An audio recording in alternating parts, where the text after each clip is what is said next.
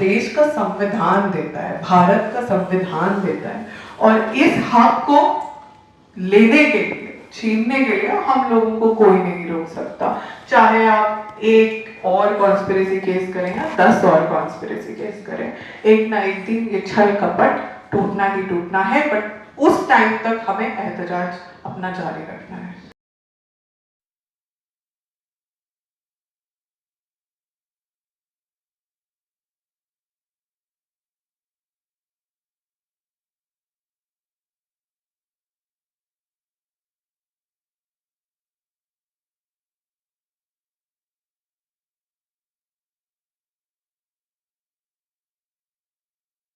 कि कहीं वो कुर्बानियां लाएगा ना जाए, तो ये मेरा सबसे बड़ा खौफ है। रही बात दिल्ली राइट्स कॉन्स्पिरेसी, ये कॉन्स्पिरेसी, वो कॉन्स्पिरेसी, कॉन्स्पिरेसी पे कॉन्स्पिरेसी, तो मैंने अगर ये बात कही कि मेरा ये मानना है, मैं एक मुसलमान हूं और मेरा ये मानना है कि कोई भी जुल्म ज्यादा देर तक नहीं चल सकता, उसका अंत होना ही होना है, और सच्चाई से उसके अंत तक पहुंचाया जा सकता है। तो ये जो डर हम सबको लगता है, बट डर को किस तरह से हम वो क्रॉस करके जब आगे चल पाते हैं ना, तो वही एक असल मायने में जो है वो करेज उसको कह सकते हैं, और वो बहुत जरूरी है आज के दौर में हम सब के लिए। अगर हम इस भारत देश का जो सपना जो देखा गया था इंडिपेंडेंस के टाइम पे, जिसके लिए भगत सिंह ने हंसते हंसते फांसी कबूल कर ली, अगर उसको हम जिंदा रखना चाहते हैं तो उस डर के आगे जो जीत है उसको देखना पड़ेगा।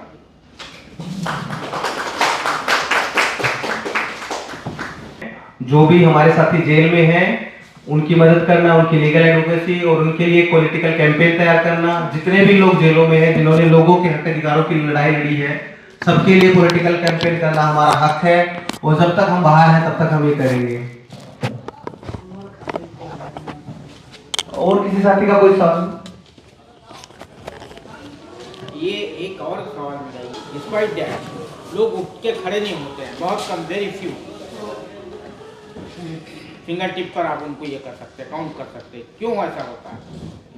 व्हाट इज बिहाइंड, रीजन क्या है?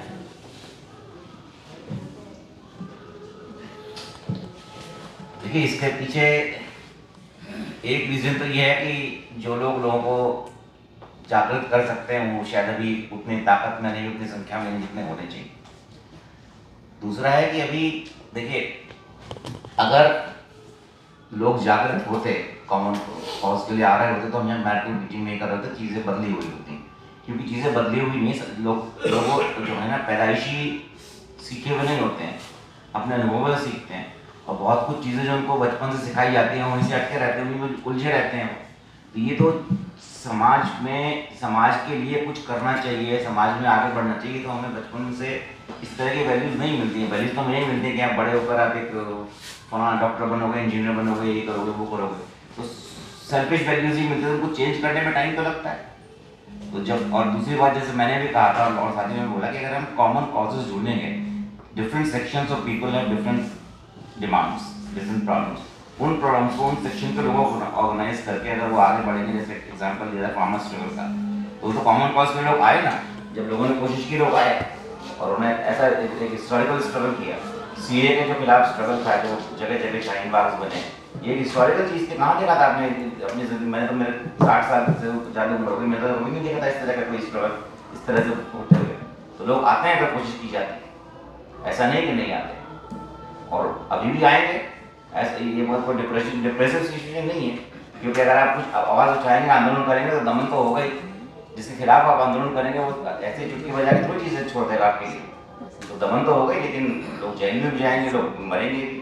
अब जैसे साहिर ने कहा तेरे जिंदा से देखें या रोज़ेदार से देखें, तुझे रुस्वा सरे बाजार आलम हम भी देखेंगे, तो हम देखेंगे, ऐसा होगा कभी ना कभी। तो जो है जब इनकलाब की हिस्ट्री उठा के आप जब देखेंगे तो वो बहुत लिमिटेड लोग, बहुत थोड़े लोग, बहुत कम लोग होते हैं जो अगर इंसाफ की बात करते हैं और इनकलाब होता है। बहुत सारी ऐसी हिस्ट्री जो है आपको मौजूद है, आप उसको पढ़ेंगे तो ठीक है, तादाद में कम, जुड़ जाते हैं। हाँ तादाद में कम है, बट इनकलाब आएगा। और मुझे एक्चुअली ऐसा भी नहीं लगता है कि तादाद में कम है। हम पिछले 6 साल से ये बोल रहे हैं कि तादाद में लोग कम है, तादाद में लोग कम है। इतना बड़ा फार्मर्स मूवमेंट खड़ा हो गया, इतना बड़ा एंटी-सीएम मूवमेंट खड़ा हो गया, आज भी फार्मर्स मूवमेंट मुझे लगता है बहुत मजबूती से चल रहा है। बहुत सारे लोग हैं और कभी कभार हम ये भी सोचते हैं कि हम बहुत कम लोग हैं, यहाँ पर नहीं आए, बट लोग देख रहे हैं and there are moments in history जब जो लोग देख लेते हैं उनको लगता है कि नहीं अब उतरना पड़ेगा, आना पड़ेगा, तो हम उन मोमेंट्स का इंतजार करते हैं और उन मोमेंट्स के लिए स्ट्राइव करते हैं। तो तादाद यहाँ पे कम होने से इसका मतलब ये नहीं है कि हमारे देश में आज प्रोग्रेसिव लोगों की कमी है, ऐसा बिल्कुल भी नहीं है। I think we should not discriminate ourselves. जो इंडियन स्टेट है वो जिस तरीके से चुन के जिसको बोलते हैं ना कि आपको ये बनाएंगे लेकिन दूसरे को वो नहीं बनाएंगे, दूसरे को कुछ और बनाएंगे, क्योंकि अगर आप दोनों को एक सेम टैग दे दिया तो फिर आप साथ होकर लड़ोगे।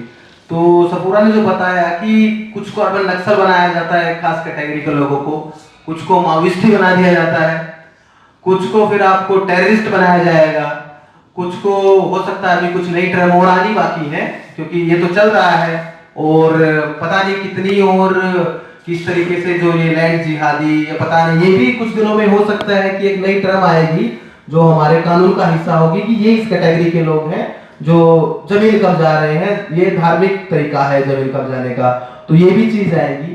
तो इन सब से हमको सीख के और एक साथ में आने की जरूरत है, ना कि हमको कुछ सोफिस्टिक तरीके से कि कुछ पे बोलना है, कुछ पे नहीं बोलना है, इस पे बोलना है, उसको छोड़ देना है।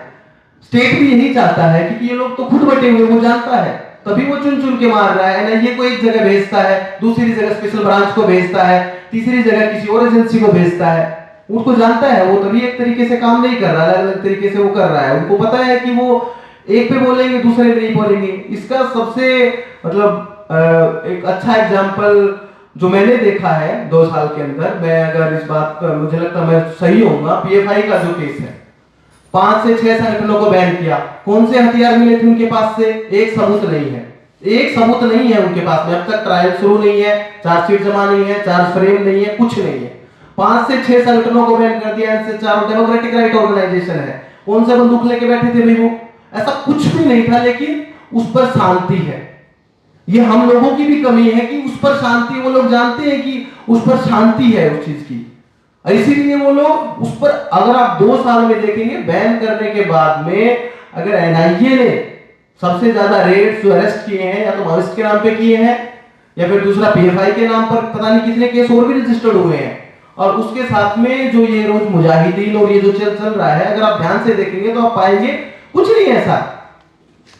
कोई ना कोई स्टूडेंट होता है, कोई निकला हुआ, किसी मजदूर को बना देते हैं। अभी की बात है, यूपी का ही एक वो था जो एनआईए ने रेड किया है, वो कोई फार्म था उनका, छोटा सा एक मीट शॉप थी, उसके एनआईए ने रेड मारी है। पता नहीं वो क्या कर रहे थे, ऐसा कुछ बोल के उनके कोई अब तक सबूत भी नहीं रखा है। और इसी के साथ में जो फॉर्मर पीएफआई के चेयरमैन रहे हैं अबू बकर, तो अगर उनकी हालात पे हमको देखना चाहिए। अगर हम प्रोफेसर जीएन साई बाबा, क्योंकि उनको मैंने अपने साथ पाया है 7 महीने, और उनको मतलब उनकी जान जाते हुए मैंने देखी है, तो अगर हम चाहते हैं पांडु नरेटे दोबारा ना हो, प्रोफेसर जीएन साई बाबा ना हो, स्टेन स्वामी ना हो, तो हमको वो सोचना पड़ेगा ये अबू बकर की हालत क्या है। 70 साल से ऊपर हो गए हैं, पार्किंस है, वही तो स्टेन स्वामी को तो हम क्यों बोल रहे हैं चीज, लेकिन क्या हो रहा है 2 साल से? कोई बात है अबू बकर पे? कोई बात नहीं है। यही वो चाहते हैं कि वो लोग, स्टेट यही जानता है कि लोग नहीं बोलेंगे, इसलिए वो चुन के लोगों को जेल में मारता है, कुछ को बाहर मारता है।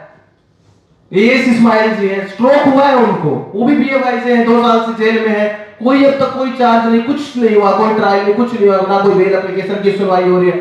बेल एप्लीकेशन तो छोड़ दीजिए, उनको स्ट्रोक हुआ है, राइट साइड पे पूरा पैरालाइज है, हो सकता मर भी जाए। हम यही कहेंगे, हो सकता मर भी जाए, क्योंकि जेल के हालात सब लोग जानते हैं क्या होते हैं, कौन सी मेडिकल फैसिलिटी होती है। उनको एक बार एडमिट करवा दिया, स्ट्रोक आया हॉस्पिटल में, उसके बाद तुरंत डिस्चार्ज, वापस जेल में। अब वो कोई सहारा लेके चलते हैं, कोई कैसे चलते हैं, ना कोई व्हीलचेयर है ना कुछ है, जेल में ऐसे बदतर हालात हैं।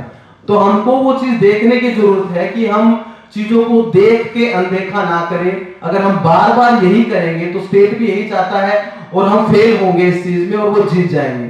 तो मैं इसी के साथ में साथी धनंजय हैं, उनसे रिक्वेस्ट करूंगा कि वो अपने बात रखें। कॉमरेड धनंजय।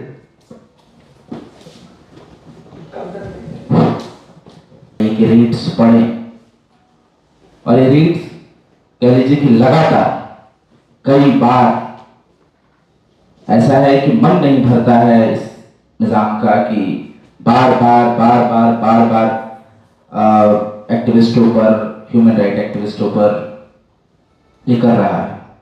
साथियों ने अपनी बात रखी, इसके तह में भी हम गए कि किस तरह से दिल्ली में, पंजाब में, हरियाणा में, बेंगलुरु में तक से लोगों को उठाया गया और घंटों घंटे, दिनों दिन इंटरोगेशन किया गया।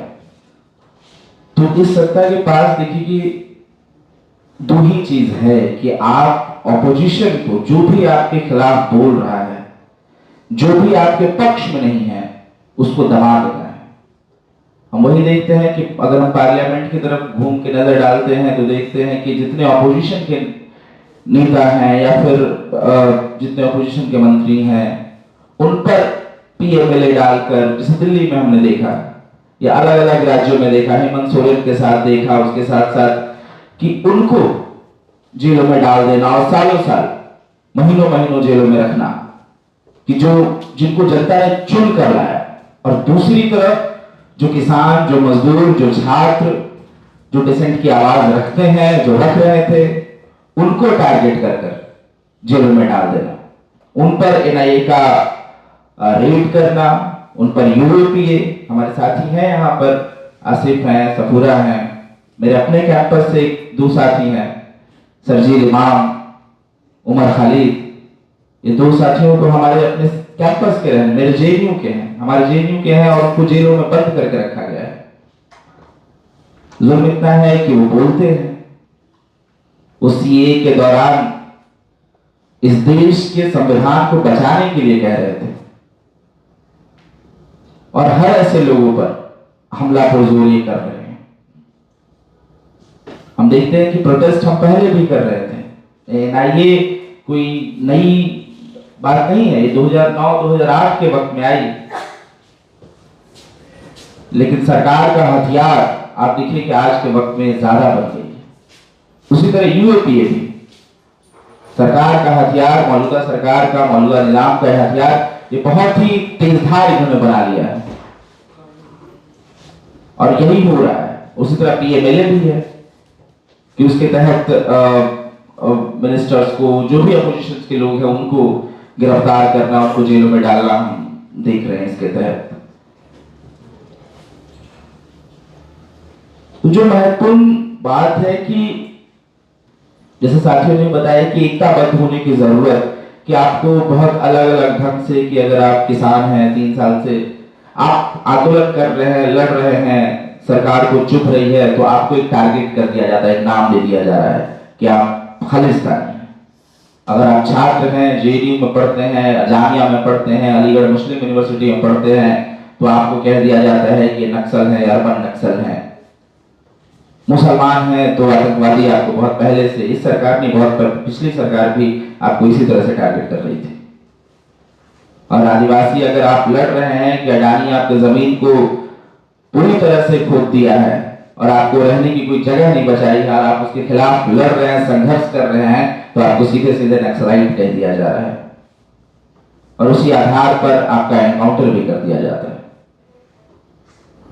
और कहानियां आप देखिए कि इस सरकार को कहानियों बनाने में, सिनेमा देखने में, सिनेमा बनाने में बहुत मजा आता है।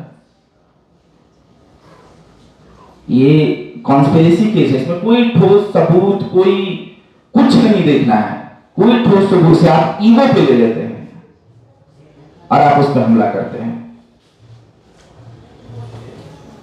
मोदी जी बाहर जाते हैं, देश विदेश में जाते हैं, कहते हैं कि India is a mother of democracy. हमें तो नहीं दिखाई देता है। जो लोग, जिनको जेलों में डाला जा रहा है, वो बनाना चाहते थे देश को मदर ऑफ डेमोक्रेसी। वो चाहते थे कि अगर अपनी हक की बात रखें, अगर लेबर कोड आ रहा है, अगर नेशनल एजुकेशन पॉलिसी आ रहा है, और ये बिल्कुल पूरी तरह से अगर किसानों और छात्रों के खिलाफ है, और उसके खिलाफ बोलना, उसके विपक्ष में तर्क रखना, और उस नेशनल एजुकेशन को शायद अगर उस तर्क से सुनकर बेहतर बनाया जा सकता है, तो क्या जरूरत नहीं है विपक्ष की? क्या जरूरत नहीं है इस मुल्क में अब तार्किकता की? लेकिन उनको नहीं लगता है ऐसा, इस सरकार को नहीं लगता है ऐसा। उनको लगता है कि जो भी कह रहा है कि इंक्लूसिव बनाइए मुल्क को, जो भी कह रहा है कि हर एक चीज इंक्लूसिव हो, ये मुल्क अगर चले तो देश के किसानों, देश के मजदूरों, देश के नौजवानों, देश के छात्रों, देश के आदिवासियों के दम पर चले।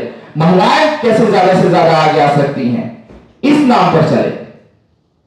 तो उनको लगता है नहीं, ये तो पूरे देश के खिलाफ हो रहा है, मेरे खिलाफ हो रहा है, मोदी जी के खिलाफ हो रहा है, तो पूरे देश के खिलाफ बोल रहा है। और यही हो रहा है। तो एक एकताबद्ध आंदोलन की जरूरत है, एक एकताबद्ध लड़ाई की जरूरत है, संघर्ष की जरूरत है। और छात्र, नौजवान अपनी अपनी, हमें मालूम है कि हम सब अपनी अपनी लड़ाइयों में जूझे हुए हैं। हम, सच बात है कि हम नेशनल एजुकेशन पॉलिसी के खिलाफ लड़ाई कर रहे हैं, सीयूईटी के खिलाफ लड़ाई कर रहे हैं, एफआईयूपी के खिलाफ विश्वविद्यालय में लड़ाई कर रहे हैं, क्योंकि इसमें साफ हमें दिखाई दे रहा है कि जो छात्र हाशिए पर के हैं, जिनको सालों साल पढ़ने नहीं दिया गया, विश्वविद्यालय में आने नहीं दिया गया, उनको और दूर किया जा रहा है शिक्षा से। सरकार चाह रही है ऐसा। तो सभी मार्जिनलाइज्ड को, सभी हाशिए पर के लोगों को आप मार ही देंगे, सभी हाशिए पर के लोगों के लिए, बात रखने वालों के लिए आप मार ही देंगे, जेल ही में डाल देंगे, तो देश चलेगा कैसे? आपका मदर और डेमोक्रेसी बचेगा कैसे? तो हम लोग तो इस बात से लड़ने के लिए, संघर्ष करने के लिए हमेशा तैयार रहते हैं। हबीब जालिब लिखते हैं कि मैं भी खारिफ नहीं हूं तख्ताएदार से, मैं भी मंसूर हूं कह दो अगियार से, क्यों डराते हो जिंदा की दीवार से, जुल्म की बात को, जहर की रात को मैं नहीं मानता, मैं नहीं जानता। तो आप भले ही जुल्म करो, सलाखे बिछाओ, वक्त तो सबका आता है। हमने तो इतिहास पढ़ा है, हम विश्वविद्यालय में पढ़ने वाले लोग हैं, इतिहास को देखते हैं, इतिहास को पढ़ते हैं। इतिहास में हमने देखा है तानाशाहों का अंत। तो ये कोई नई बात, इतिहास अगर हो रहा है तो ये कोई नई बात नहीं है। लेकिन हाँ, इस बात के लिए भी नहीं छोड़ देना है कि इतिहास जिस तरह से काम करता है इन पर भी आएगा। वहां भी संघर्ष करने वाले लोग थे, तो यहाँ भी होने पड़ेंगे। और आप सब यहाँ पे आए हैं और